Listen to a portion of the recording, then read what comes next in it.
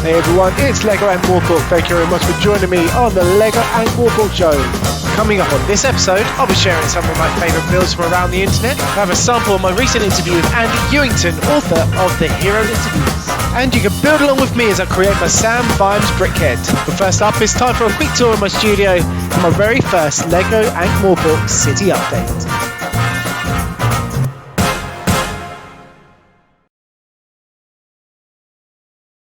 So everyone, here we go with the studio tour, and I moved into here a few weeks ago, been trying to get it all done and ready to share with everybody. Moved house in October, so had a couple of relocations while being in the house, but have settled on a room now. Very cool miniature X-Wing from the recent Star Wars Lego comic. And a re-brickable alternate build for Assembly Square.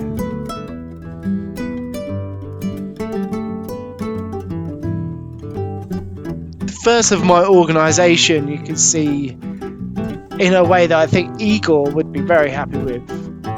The Lego heads and body parts pickling away. We got Groot and the complete Ankh Mor-Pork City Guide from Discworld Emporium, which I do use a lot for inspiration. I've organised all of my Lego by part. You can see that some of this isn't labelled up yet, but these are the smaller parts.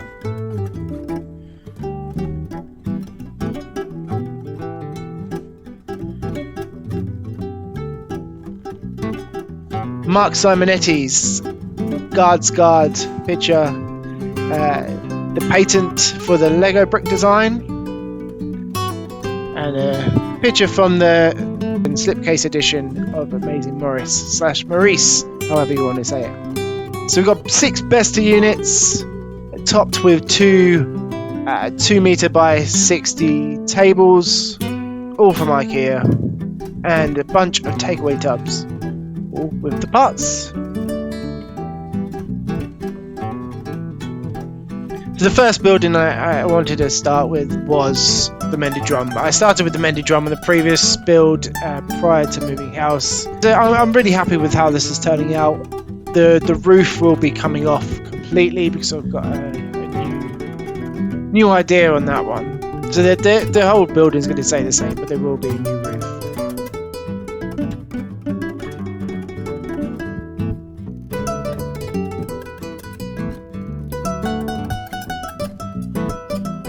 Kept the sign. You might recognise the mended drum logo from the t-shirt from the Discworld Emporium. There's Dibbler peddling off some swords of meat sausages, and a random drunk with a spilt drink. Obviously there's a fight going on inside, so one of the customers being thrown out of the door. I'm looking forward to doing more scenes like this, and wanted to include Nanny Og flying past with a pint of Scumpool, and then we got Duckman and Fowler Ron. Down the road we got Hargid. So this is temporary stickers on there I've made, but you can see the signage, the advert for the Love in the Canoe and all you can gobble, for $1. Still some work to do. Didn't notice until actually doing this film, and there's some red bricks in with the brown. That's one of the problems about being colourblind when you're doing Lego. But up in the window, there's a character who isn't in the books, but he is in the 3rd Discworld video game. Detective Luton, the private investigator, up at his window in his new office above Hager's House of Ribs.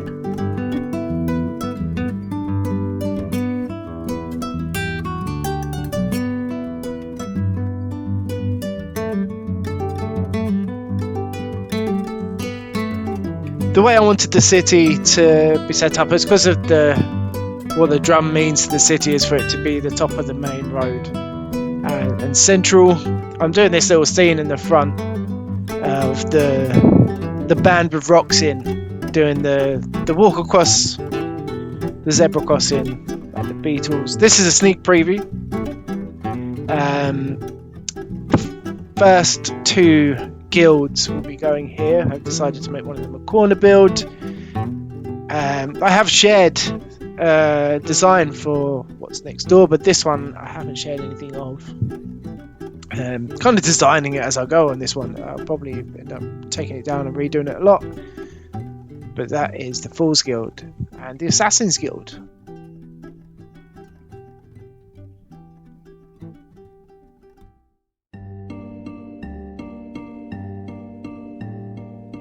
The Hero Interviews by Andi Ewington.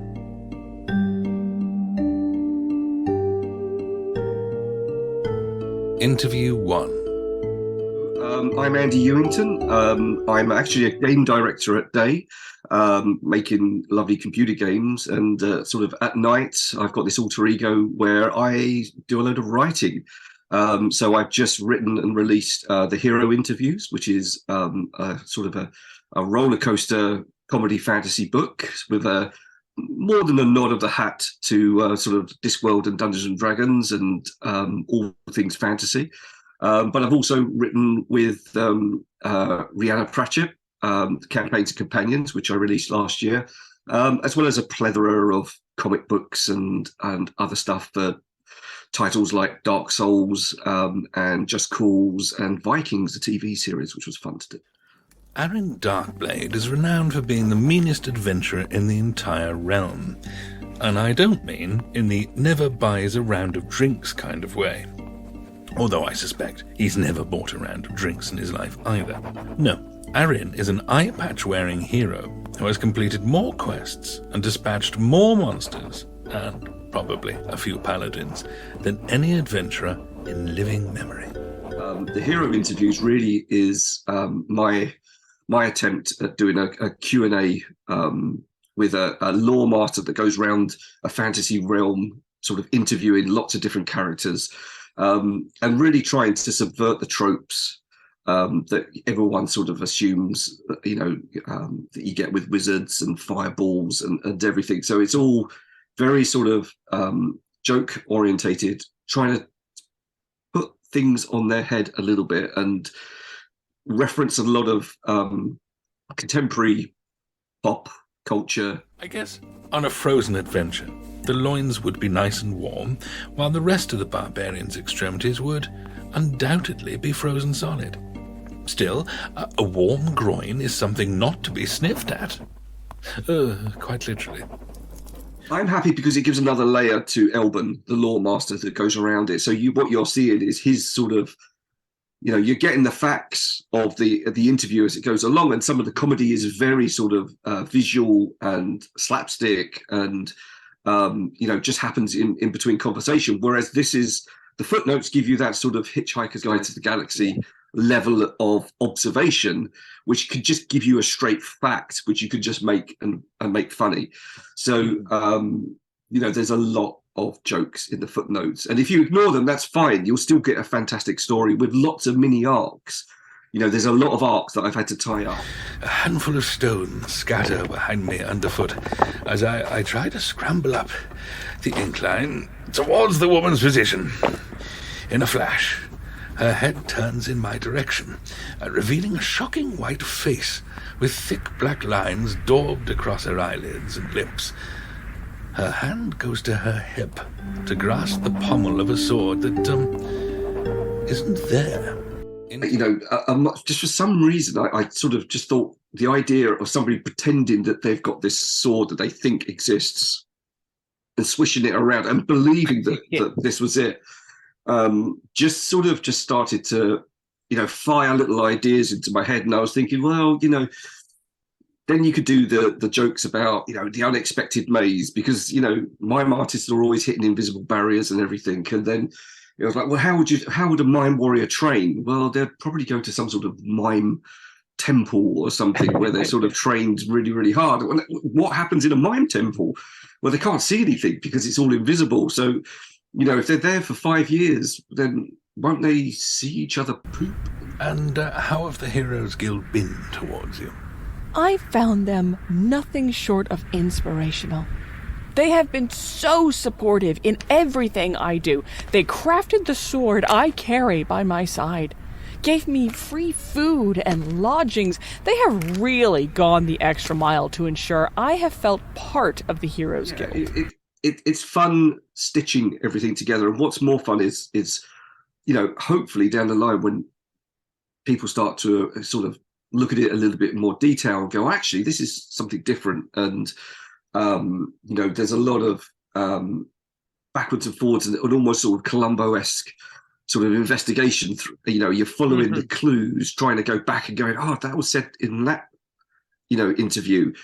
And hopefully enough people will start to sort of maybe just discuss, did you spot this? Did you spot that? There's a lot of Easter eggs. Yep. I'm the first in a new wave of approachable barbarians. Less rage, more brains.